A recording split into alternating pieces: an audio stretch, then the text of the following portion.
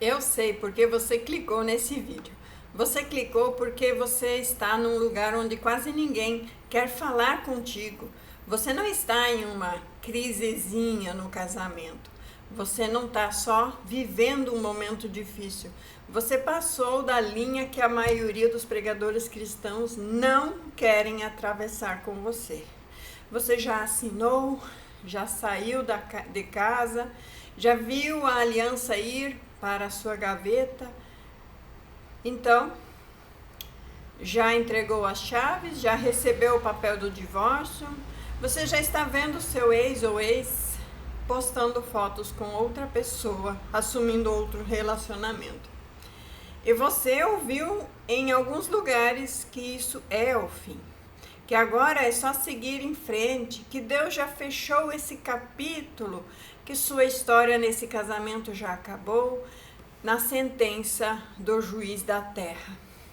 E você abriu esse vídeo porque no fundo do seu peito, em alguma coisa te diz, isso não bate, alguma coisa dentro de você ainda murmura, alguma coisa ainda chora à noite, alguma coisa ainda te diz, eu sei que parece que está encerrado, mas e se Deus não tiver dito a última palavra ainda? Se você está sentindo isso, eu te peço para ficar comigo pelos próximos minutos, talvez meia hora, porque o que eu vou falar agora neste vídeo, a maioria das pessoas que você conhece nunca vão te falar. Os pastores aguados não vão te contar. Os amigos que querem te ver feliz logo não vão te falar. E a família que está cansada de te ver sofrendo não vai falar também.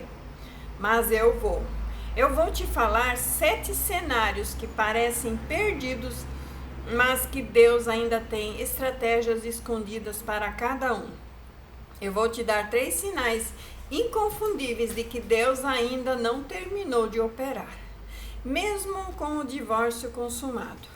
E a 7ª é a que mais me chocou, quando o Senhor me mostrou.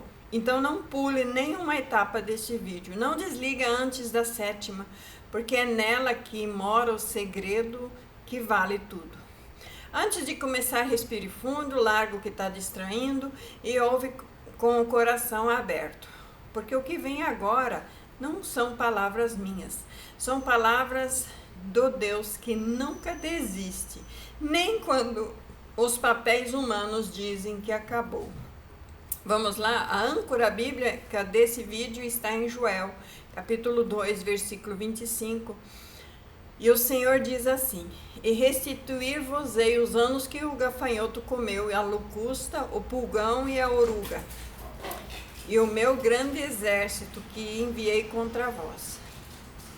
Para e lê esse versículo novamente, escuta ele novamente. Restituir-vos-ei os anos que o gafanhoto comeu, a locusta comeu, o pulgão comeu e a oruga comeu. O meu exército que enviei contra vós. Restituir é devolver, é recompor, é refazer, é trazer de volta. E olha o que ele diz, vai restituir os anos que o gafanhoto comeu, os anos que parecem perdidos, os anos de fuga, os anos do amante, os anos do silêncio, os anos do divórcio, os anos em que eles estão em outra, e os anos em que eles estão com outra pessoa. Esses anos, exatamente. O Senhor diz uma coisa que parece impossível. Eu vou restituir. Como, Senhor? Como restituir um ano que já passou? Como restituir um casamento que já terminou no fórum? Como restituir uma família que já se desfez na frente de todo mundo? Ele não explica, ele apenas promete. E quando Deus promete, Deus cumpre, mesmo do jeito que parece ser impossível. E é nessa promessa que tudo o que vem agora vai estar ancorado. Porque o Deus que restitui anos comidos é o Deus que ressuscita casamentos encerrados. O primeiro cenário, que parece perdido, mas Deus tem estratégias, o divórcio civil já foi assinado. Você já passou do fórum, já tem os documentos, já dividiu os bens, já tirou o anel, tá tudo oficial. E todo mundo está dizendo, pronto, virou a página, agora segue em frente. Mas eu te digo, em nome do Senhor, o divórcio civil é decisão humana, terrena, carnal. E a decisão humana não tem autoridade para cancelar o que Deus uniu. Olha o que Jesus disse em Mateus capítulo 19, versículo 6. O que Deus, pois, ajuntou, não separe o homem. Não separe. Lê devagar. O que Deus ajuntou, quem ajuntou? Deus. No dia do seu casamento, no altar, na cerimônia, Deus mesmo em pessoa esticou a mão no céu e uniu vocês dois. Aquela aliança que vocês fizeram não foi registrada no cartório apenas, foi registrada nos céus. E Jesus te diz, não separe o homem. Então preste atenção, quando você assina o divórcio civil, você está separando humanamente o que Deus uniu divinamente. Mas a separação humana não tem poder para desfazer a união divina. Aos olhos da lei do mundo, vocês estão divorciados. Mas aos olhos dos céus, a aliança que Deus testemunhou ainda está de pé, esperando ser refundada, esperando ser reativada, esperando que pelo menos um dos dois lembre dela e a reivindique. Você que está assistindo talvez tenha os documentos na gaveta, mas tudo bem. Esse documento não impressiona os céus. Os céus opera por outra jurisprudência. Enquanto os dois estiverem vivos, a Bíblia ensina que ainda há esperança real, ainda há possibilidade real, ainda há restauração real. Esse é o primeiro cenário. Parece perdido, mas não está. O segundo cenário, que parece perdido, mas Deus tem uma estratégia. Já apareceu uma terceira pessoa na vida do seu ex ou da sua ex. Ele já está com outra pessoa. Ela já está com outro homem. Tem foto nas redes sociais, viagens junto, aliança nova, casamento marcado. Em alguns casos, você olha para tudo isso e pensa, acabou, agora é definitivo. Lembra de Herodes com Herodias? O casamento deles nunca foi válido diante de Deus. João Batista mandou ela voltar com o primeiro marido, porque esse Herodes agora não era o seu marido original. Então ele pode estar com outra pessoa, mas isso para Deus não importa, é casamento de pecado. Esse é o porneia lá, a prostituição que fala. É o casamento inválido, que não é válido, porque ele pega uma pessoa que já pertencia ou já pertence a outra pessoa. Mas eu trago uma palavra que também veio do profeta Oséias. E essa palavra vai te derrubar. Em Oséias, no capítulo 2, versículos 6 e 7, o Senhor está falando da esposa infiel. Aquela que foi atrás dos amantes, que abandonou o pacto, que estava na vida nova com outros homens. E olha o que Deus diz. Portanto, eis que acercarei os teus caminhos com espinhos e levantarei uma parede de sebe, de sorte que ela não achará suas veredas. E ela seguirá os seus amantes, mas não os alcançará. E buscá-los-á, mas não os achará. Então dirá, ir-me-ei e tornar-me-ei a meu primeiro marido, porque melhor me ia então do que agora. Então lê outra vez. Ela seguirá seus amantes, mas não os alcançará. Buscá-los-á, mas não achará. Então dirá, tornar-me-ei ao meu primeiro marido, porque melhor me é então do que agora. Você sabe o que essa passagem está dizendo?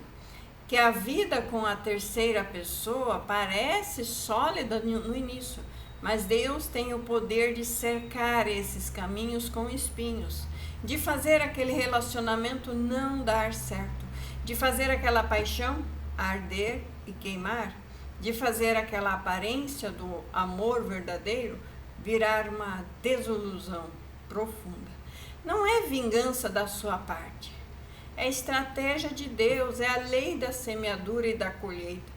Porque enquanto a vida com a amante está cheirando bem, o seu ex não vai voltar. Enquanto a vida com a outra pessoa parece um sonho realizado, eles não vão voltar. A volta só acontece quando a fantasia desaba. E Deus tem capacidade de fazer a fantasia desabar. E você que está assistindo agora pode estar pensando, mas eles estão tão felizes, vão durar. Tudo ilusão, não vão não. Não estou profetizando o desabamento das pessoas. Estou te dizendo o que a Bíblia ensina sobre relacionamentos construídos em cima da quebra do pacto original. Elas não têm fundação espiritual. Não importa o quanto pareçam sólidos externamente. A casa edificada sobre a areia não fica de pé quando vierem as chuvas. E Jesus disse isso em Mateus 7, 26 e 27. Então pode parar de medir o tempo da derrocada. Não é seu trabalho medir o tempo. O trabalho é do Senhor. Você só ora, intercede, permanece firme e espera no Senhor. Porque os espinhos vêm, a vereda fica fechada. Como é que se diz? A monotonia do dia a dia vai enjoar. A verdade vai ficar fechada e o coração vai lembrar da primeira aliança. Esse é o segundo cenário que parece perdido. Agora vamos para o terceiro cenário que parece perdido, mas Deus tem uma estratégia. Já se passaram muitos e muitos anos. Você já desistiu várias vezes.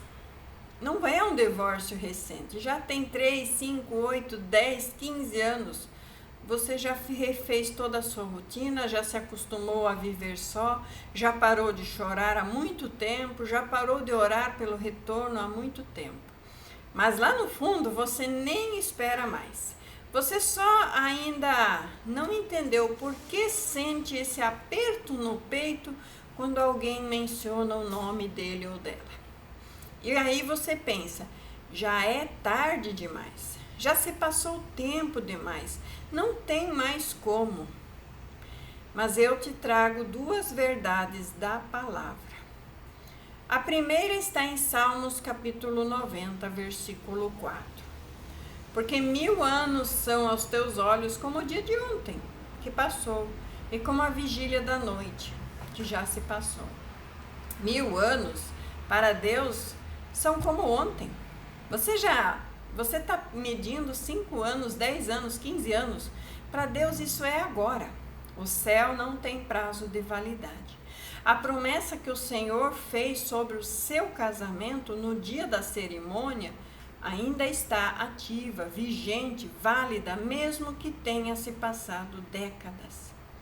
E a segunda verdade está em Eclesiastes, capítulo 3, versículo 11. E tudo fez formoso em seu tempo. Também pôs a eternidade no coração do homem, sem que este possa descobrir as obras que Deus fez desde o princípio até o fim. O Senhor faz tudo formoso em seu tempo, não no nosso tempo, no tempo do Senhor. E o tempo do Senhor pode parecer absurdamente longo aos nossos olhos, mas ele é sempre exato, sempre preciso, sempre certo. E você acha que já é tarde. Lembra de Sara, que teve filhos aos 90 anos? Sim, Sara teve Isaac aos 90 anos. E lembra de Abraão, que esperou 25 anos pelo filho da promessa? Lembra de Moisés, que ficou 40 anos no deserto antes de chamar, de Deus o chamar. Lembre-se também de Davi, que foi ungido rei na adolescência, só assumiu o trono décadas depois. Lembre que o tempo de Deus não é o tempo do mundo. Se você ainda respira, ainda há promessa.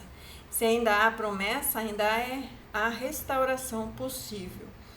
Não importa quantos anos se passaram, isso não importa. Este foi o terceiro cenário, onde tudo parece perdido, mas não está. O quarto cenário, que parece perdido, mas Deus tem estratégias, vocês tiveram filhos juntos. E os filhos já cresceram, acostumados com essa separação. Os filhos, enquanto pequenos, poderiam ser motivo de volta, mas agora já estão grandes. Você olha para os filhos hoje, eles têm a vida deles montada, separado de você. Eles vão para a casa do pai num fim de semana, na casa da mãe no outro fim de semana. Aniversários tem 2 festas, Natal 2 jantares. E você pensa, não dá mais. Vai bagunçar a vida deles, eles já se acostumaram assim. Mas escuta o que Malaquias diz, o último profeta do Antigo Testamento. Disse ele antes de Deus silenciar por 400 anos, em Malaquias capítulo 4, versículo 6. Ele converterá o coração dos pais aos filhos e o coração dos filhos aos pais, para que eu não venha e fira a terra com maldição. Então, olha o que Deus compromete a fazer: converter os corações, pais voltarem para os filhos, filhos voltarem para os pais, reconciliar a família que se desmontou. Porque essa é a última promessa antes do silêncio profético? Por que será? Porque sem essa reconciliação, a terra fica sob maldição. Sem coração voltando para o coração dentro do lar da família, as próximas gerações pagam preços caríssimos. Os ciclos se repetem, os traumas se transmitem, as cicatrizes viram herança. E olha o que eu vou te dizer com toda a sensibilidade pastoral, mas com toda a verdade. Filhos de pais separados, em fundo do peito, querem ver os pais juntos. Por mais que digam que não, por mais que se acostumem com essa rotina, por mais que pareçam estar adaptados, lá no fundo, no coração deles, sempre fica aquela pergunta: e se um dia? E se Deus? E eu já vi acontecer, já vi casais voltarem depois de 15, 20 anos de divórcio, e os filhos, mesmo já adultos, casados, com filhos próprios, choraram de alegria, choraram como se ainda fossem crianças, porque o que Deus uniu na origem deles agora estava sendo restaurado. E isso curou feridas que nem eles mesmos sabiam que carregavam. Então não tenha medo de que a restauração atrapalhe a vida dos filhos. Pelo contrário, a restauração é o que cura a vida dos filhos. Mesmo que eles pareçam confortáveis com essa separação, a confortabilidade dos filhos é apenas uma máscara. Por baixo ainda há saudades do lar inteiro que nunca tiveram. Esse foi o quarto cenário. Pareceu perdido, mas não está. O quinto cenário, que pareceu perdido, mas Deus tem estratégias. Você e ele já se casaram novamente, já tiveram outras alianças, já têm novas famílias, e eu já vi restaurações acontecerem, mesmo depois disso. Esse talvez pareça ser o cenário mais improvável, porque agora não é só você, é a outra pessoa também. Agora tem terceiras partes envolvidas também na investida. Talvez até tenham filhos no outro relacionamento. Outras casas novas, tudo parece muito definitivo. Mas aqui eu preciso ser honesta com vocês. Esse é o cenário da restauração mais complexa e mais provável. Não vou fingir que não é, mas também não vou te dizer que é impossível, porque a Bíblia não diz que é impossível. Olha o que Lucas, no capítulo 18, versículo 27, registra que Jesus disse: as coisas que são impossíveis aos homens são possíveis a Deus. Possíveis a Deus. Tem casos de restauração mesmo depois do novo casamento? Tem. Não é o mais comum, posso até admitir, mas tem, claro que tem. E já ouvi várias histórias. Histórias de homens que se casaram de novo, viveram anos com outra mulher, e em algum momento o Senhor os confrontou tão profundamente no coração deles que eles tiveram que tomar uma decisão dolorosa, custosa, mas espiritualmente verdadeira. Eles se separaram, ficaram sozinhos um tempo, até que a esposa se separou também, e aí casaram. Então, acontece, mesmo quando os dois já tomaram dois rumos diferentes, Deus volta a unir, buscando na consciência o que a palavra verdadeiramente fala sobre o divórcio. Eu não vou tomar nenhuma decisão por você, eu não vou prescrever um caminho específico. Cada caso desses é um caso para muito jejum, muita oração, muito conselho pastoral, muita libertação em alguns casos, principalmente quando envolve violência ou outros tipos de coisas. Precisa ter ali a expulsão de demônios ou a libertação completa. Há discordâncias entre igrejas e posicionamentos cristãos que devem ser levados em consideração quando alguém entra no segundo casamento. Há complexidades reais que merecem ter cuidado.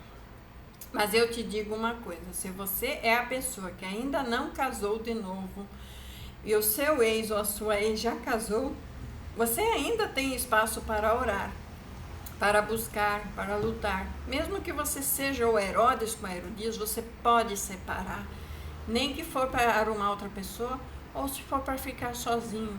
Se tem um João Batista te dizendo que o teu casamento é pecado, sai fora. E se Deus for restaurar o casamento, Ele vai do jeito dele, no tempo dele, pelas vias que só Ele conhece. A sua função não é forçar a restauração, é permanecer fiel ao seu lado, da aliança que você fez na juventude, do lado de Deus que viu essa aliança da juventude. Esse é o quinto cenário. Parece absolutamente impossível, mas não está. O sexto cenário também parece perdido, mas Deus tem estratégias. Você se sente envergonhada demais para crer que ainda tem volta.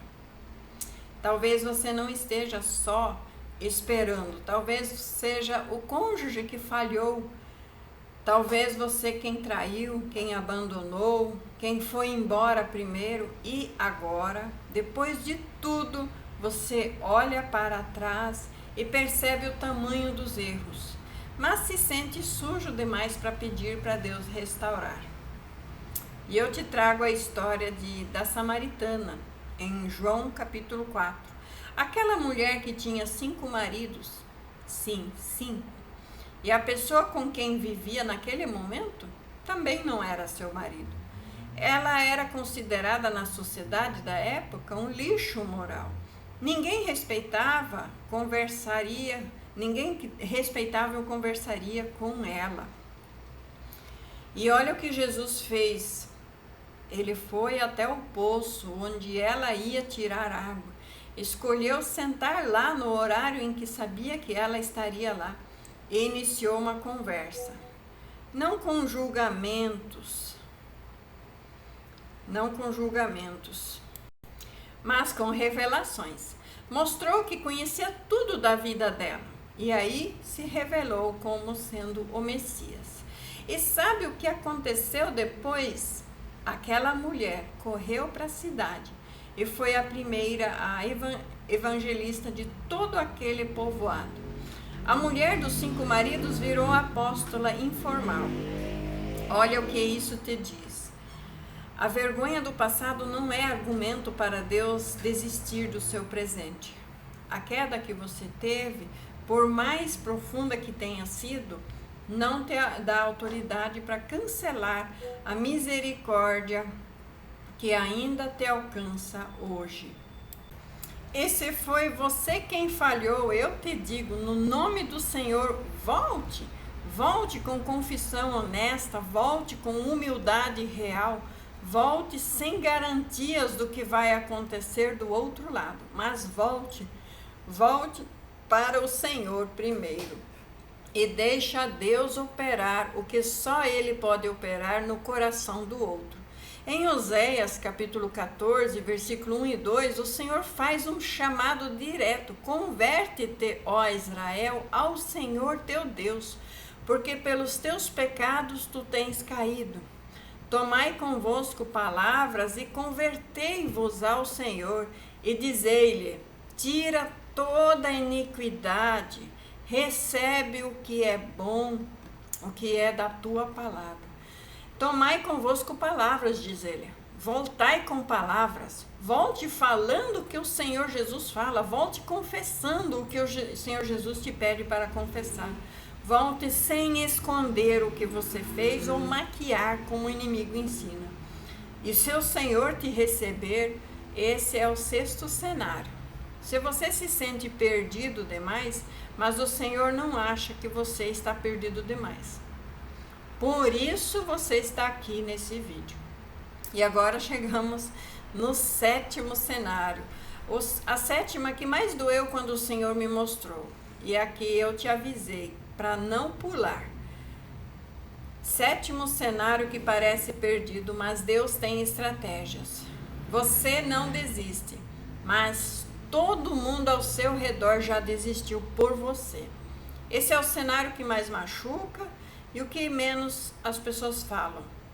A sua família já disse: esquece, já passou, refaça a sua vida. Seus amigos, amigas disseram: você merece coisa melhor, está perdendo tempo esperando. Os irmãos da igreja, alguns deles já te olham com pena e dizem: vamos te apresentar para alguém novo, alguém da fé, alguém disponível. Até o pastor já te disse: talvez, olha, em alguns casos é melhor reconhecer que Deus já encerrou esse capítulo. Que profunda mentira, contrariando a palavra de Deus. Mas você, no meio de tudo isso, ainda sente lá dentro que o Senhor ainda não terminou. Mas começa a duvidar por causa do cenário exterior. Começa a se perguntar se você não está enlouquecendo, se você não está sendo teimoso, teimosa, se você não está perdendo tempo. Eu te trago a história de Ana. 1 Samuel capítulo 1. Ana era estéril aos olhos da sociedade da época. Era humilhação pública. Toda mulher na geração dela já tinha gerado filhos. E ela, não. E o pior, a outra esposa do mesmo marido, a Penina, fazia chacotas dela todos os dias. Ana ia ao templo orar com tanta intensidade, com tanto choro, mexendo os lábios, mesmo sem som, que o sumo sacerdote Eli, vendo só o lado exterior, achou que ela estava bêbada e veio repreendê-la em público. Pense no cenário: Ana, no momento mais sagrado e mais doloroso da vida dela, sendo confundida com bêbada pelo próprio sacerdote. A pessoa que deveria entender, não entendeu. A autoridade espiritual da época julgou errado. E o que Ana fez? Ela respondeu com humildade e explicou e continuou crendo. Não desistiu porque Eli julgou errado. Não desistiu porque Penina a debochava. Não desistiu porque a sociedade dizia que ela era estéril definitiva. E Deus deu Samuel para Ana, um dos maiores profetas que Israel já teve, por causa de uma mulher que não desistiu, mesmo quando todo mundo desistiu por ela. Você já está ouvindo, né? Tem gente na história do reino que entrou pelo céu não porque foi entendida pela comunidade. Entrou porque permaneceu fiel mesmo sem ter entendimento. E talvez seja você agora nesse momento. Talvez você seja aquela pessoa que vai ser referência para os próximos anos da sua família, da sua igreja, da sua geração. Não porque você foi compreendido, mas porque permaneceu fiel quando todos diziam para você desistir. E olha o que João disse no capítulo 11, versículo 40. Onde registra que Jesus disse a Marta antes de ressuscitar a Lázaro: não te hei dito que se creres, verás a glória de Deus? Então, se você crer, você verá. Não se a sua família crer, não se a sua igreja crer, não se seus amigos crerem. É se você crer. Se você crer, você verá. A condição é sua, mas a obra é do Senhor. E a glória de Deus ainda vai aparecer no seu caso. Mesmo que ninguém ao seu redor acredite mais, você vai ver com os seus olhos. E este foi o 7º cenário, a 7ª que doeu mais. Aqui eu te avisei. E agora eu vou te dar 3 sinais inconfundíveis de que Deus ainda não terminou de operar no seu caso, mesmo com o divórcio já consumado. Preste bem atenção, porque esses são sinais reais. Não são sentimentos, não são imaginação. São marcadores espirituais que aparecem na vida de quem o Senhor está sustentando. Sinal número 1. Você ainda não consegue tirar do seu coração. Por mais que tenham se passado anos, por mais que você tenha tentado, por mais que as pessoas digam para superar, você não consegue simplesmente desligar o coração daquela aliança. E isso, na maioria dos casos, não é um trauma, é a promessa não vencida. O Espírito Santo dentro de vocês está mantendo viva a expectativa, porque a obra ainda não foi cumprida. Quando Deus encerra de fato uma história, Ele libera o coração de carregá-la. Quando Ele ainda está operando, Ele mantém o coração ligado, mesmo que doendo. Em 1 Coríntios 13, versículo 7, Paulo descreve o amor do reino assim: tudo sofre, tudo crê, tudo espera, tudo suporta. Esse é o tipo de amor que se mantém ligado. Se você ainda está ligado, é porque o Espírito Santo ainda está trabalhando em você, ainda está trabalhando no outro. O sinal número 2 é: você sente paz quando ora pelo retorno do seu cônjuge, mesmo sem ver mudança nenhuma. Você ora para eles voltarem, ele ou ela, ora para eles retornarem, ora pelo casamento ser refundado, e em vez de sentir desespero ou loucura, quando ora, você sente paz. Isso é o que em Filipenses 4, versículo 7, chama de paz de Deus, que excede todo o entendimento. É a paz que não faz sentido humanamente. Pelo cenário lógico, você deveria estar agoniado, mas você não está.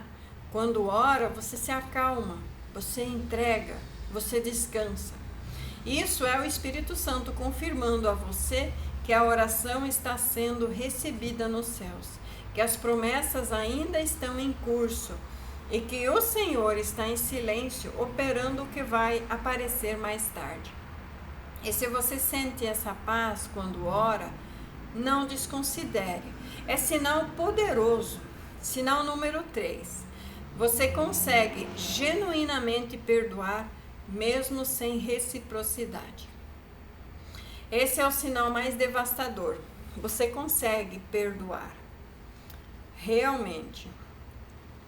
Não com perdão forçado, não com perdão da boca, mas com perdão verdadeiro.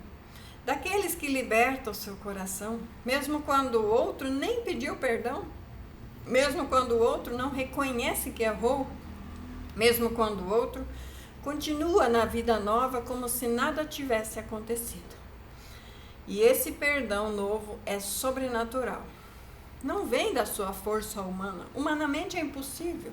Você sabe que não vem, porque já tentou perdoar 1000 vezes pela sua força e não conseguiu. Mas esse perdão que vem do Senhor operando dentro de você. E olha o que isso significa. Quando o Senhor opera perdão dessa qualidade dentro de você, é porque Ele está te preparando para um reencontro.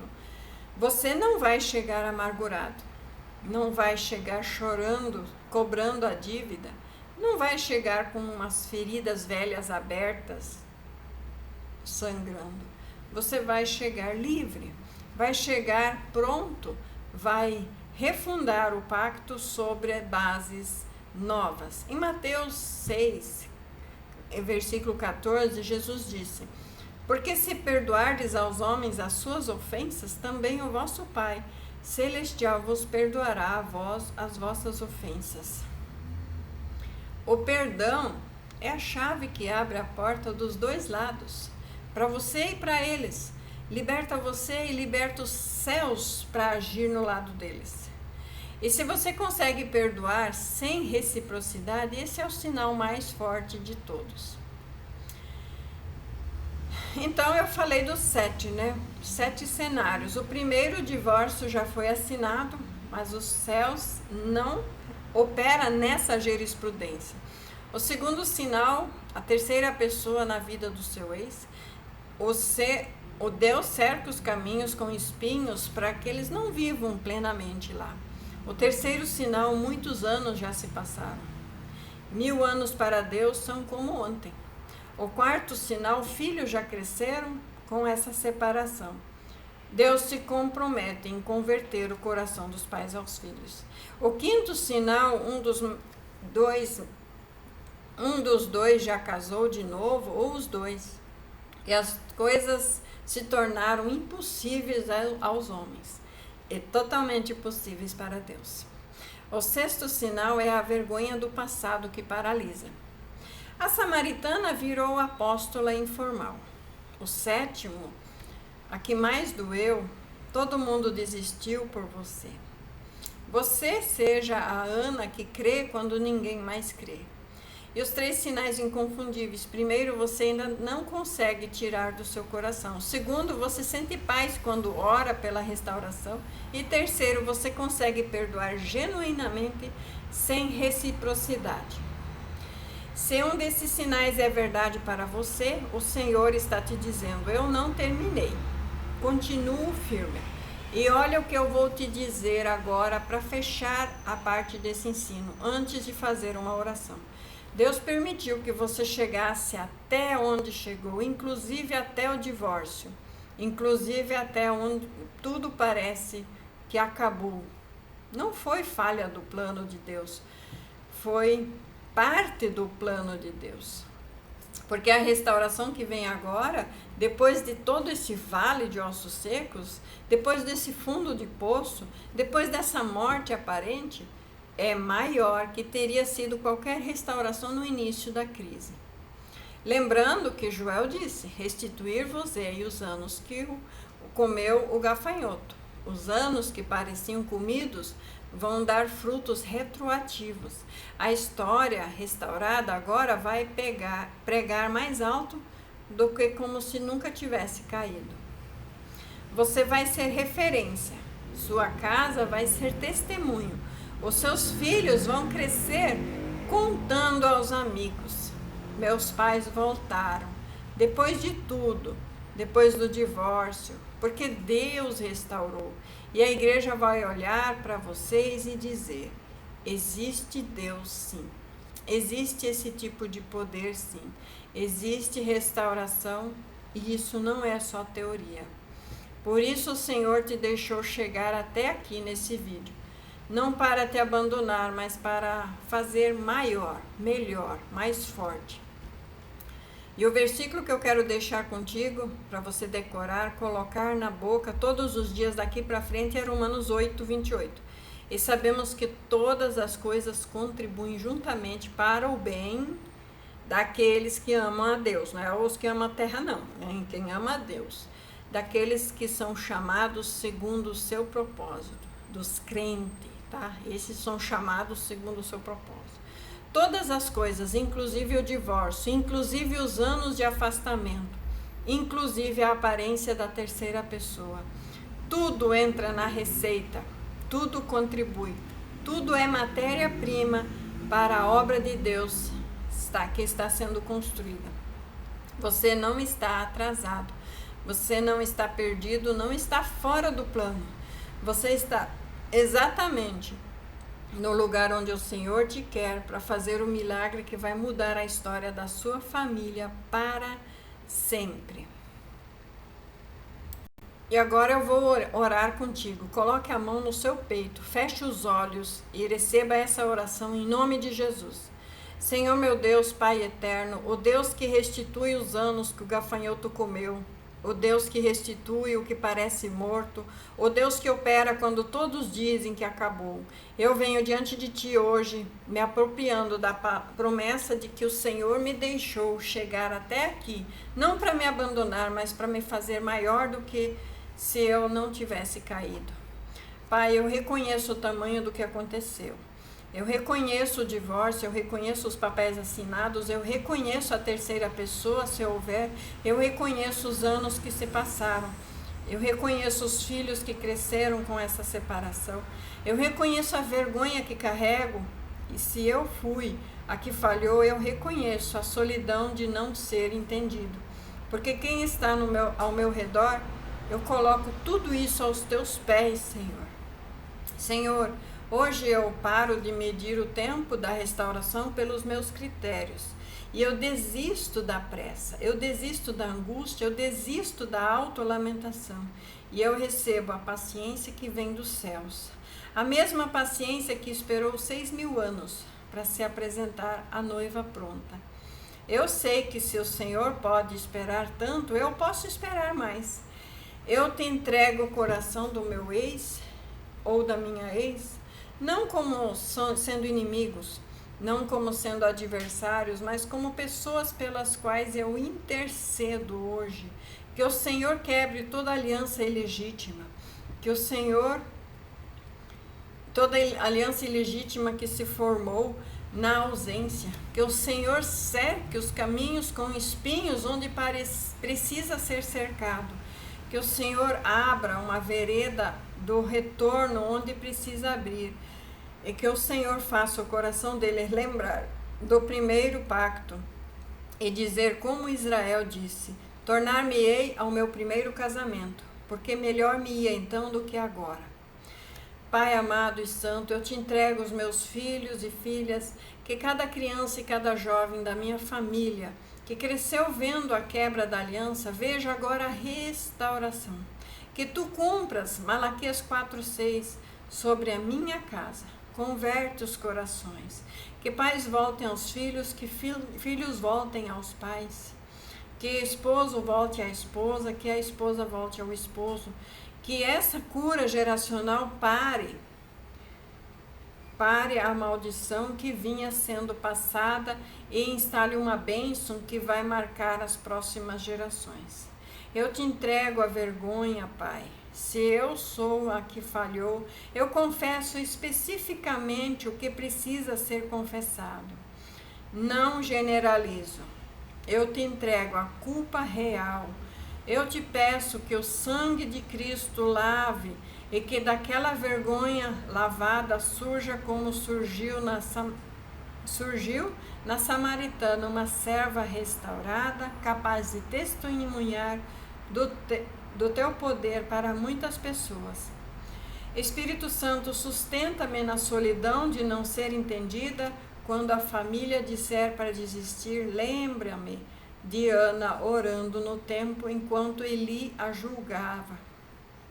Enquanto os amigos disseram para refazer a vida, lembra-me de Marta antes da ressurreição e de Lázaro.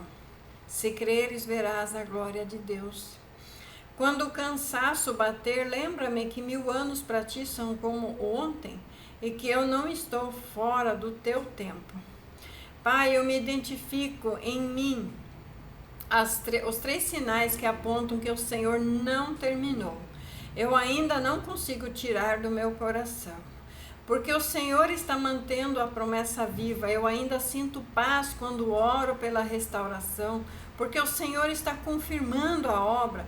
Eu ainda consigo perdoar sem reciprocidade, porque o Senhor está me preparando para este reencontro. E eu recebo esses sinais como confirmação. Eu não duvido mais. Eu permaneço firme e espero com fé. Eu intercedo com paciência e eu declaro no nome de Jesus que a restauração que está vindo vai ser maior do que a que se quebrou, maior do que a queda que aconteceu, que os anos que o gafanhoto comeu serão restituídos com fartura, que a história da minha família daqui em diante será um sermão para muitos casais que precisam ouvir que Deus não desiste, nem quando os papéis dizem que acabou. Em nome do Senhor Jesus, o esposo eterno, cuja noiva está sendo apresentada gloriosa e cujo poder de restauração não é limitado por divórcios, por amantes, por tempos, por filhos crescidos por fora,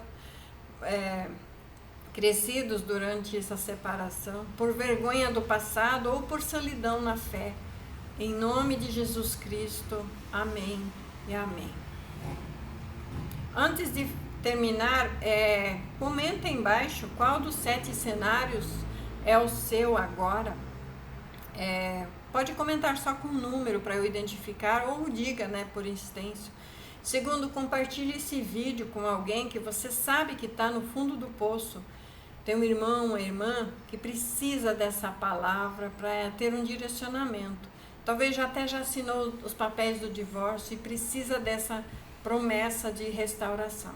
E a terceiro, se inscreve no meu canal, ativa as notificações, porque a próxima palavra, o próximo vídeo vai me dar, que o Senhor Deus me der, vai ser para você. Você não pode perder. O que está vindo por aí é um material forte sobre restauração matrimonial.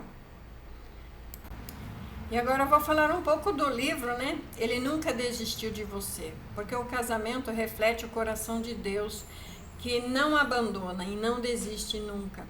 Esse livro nasceu de da dor de ver dentro de igrejas casamentos cristãos se quebrando no mesmo ritmo que os pagãos do século.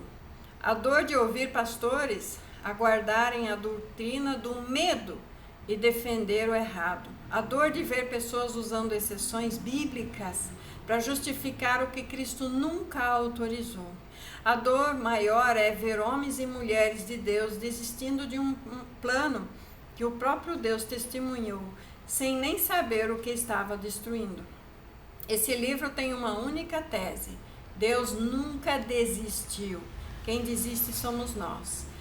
E essa palavra ela é defendida ao longo de 20 capítulos, com 20 orações longas, Então, cada capítulo e no final uma oração final, são 21 orações. Ou seja, você pode ler e estudar esse livro em 21 dias. São em torno de 156 páginas e o que você vai encontrar? O casamento como Deus desenhou no Éden. Na segunda parte, o casamento pelos profetas, o que os profetas falaram do casamento. E a terceira parte, o que Jesus falou do casamento no Novo Testamento.